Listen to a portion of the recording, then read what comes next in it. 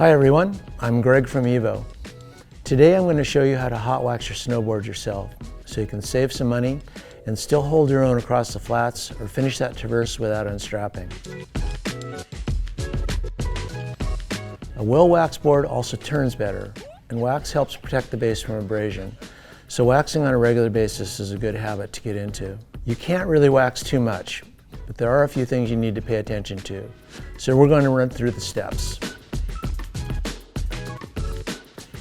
Don't wax over nice carpet or hardwood floors because you're going to drip a little. A workbench or garage space is great. You need to support the board solidly under the nose and tail and have enough space to work the entire length of the board.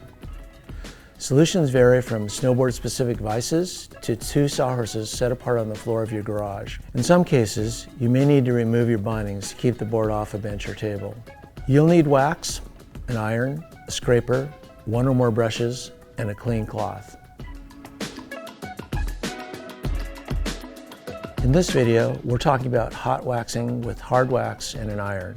Hard waxes are either all temperature or temperature specific. All temperature wax covers a wide range of temperatures and works well if you're traveling or don't know exactly what conditions to expect. Temperature specific waxes are designed for a narrower temperature range, so you need to choose the right wax for the weather, but they'll be faster if you get it right. There are also different grades of wax, with the more expensive grades intended for racing. But for starters, the lower cost waxes are a good bet. Get a wax-specific iron if you plan on waxing regularly because they're calibrated in degrees rather than fabric types, and hold their temperature more accurately than clothes irons. If you do use a clothing iron, keep in mind that you won't be able to use it on clothes again, and you'll need to set the temperature somewhere on the lower end of wool. Most temperature-specific wax has the optimal iron temperature on the package. Follow the manufacturer's recommendations if you can. Bottom line, if you touch the wax to the iron and it starts smoking, it's definitely too hot. And if it's not melting and dripping at a steady rate onto the board, then it's too cool. Do any tuning work before you wax. This includes edge sharpening, beveling, and belt or stone grinding. Make sure the base is clean and clear of debris by wiping it down with a clean cloth. A Scotch-Brite pad is also a good option.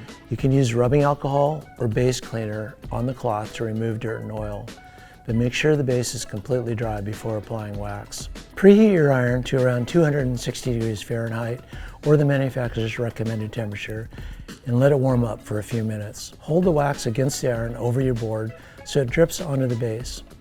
The goal is to use the least amount of wax possible to get complete coverage, which takes a while to figure out, but keep practicing. Next, use the iron to spread the wax evenly across the base.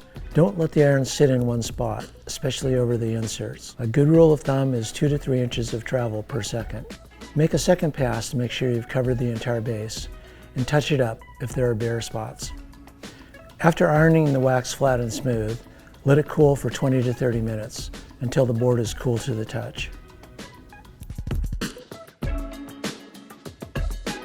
Now you're ready to scrape the wax off. We recommend using a plastic scraper because metal ones can gouge the base. Scrapers should be sharpened periodically so they're square, smooth, and cut through the wax layer easily. Move tip to tail with the scraper angled at about 45 degrees. Scrape until only a very thin film of wax remains. The most common mistake is underscraping. Keep going until you can see the texture of the base material start showing through. Scrape the side edges too, but use the narrow end of the scraper rather than the side that contacts your base.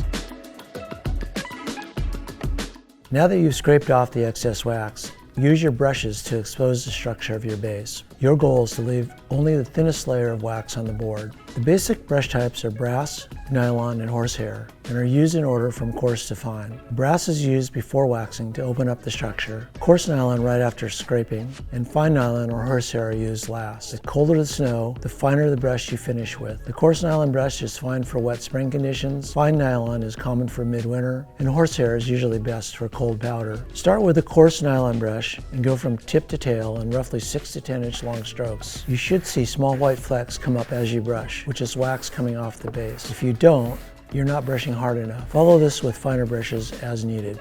You can't really overbrush, but 5 minutes is a good target. You want the base to look uniformly shiny or oily, and the texture of the base should be visible. There you have it. Your board is waxed and ready to ride. If you still need help, our experts love talking about gear. Visit us online, in-store, or give us a call. We're happy to help.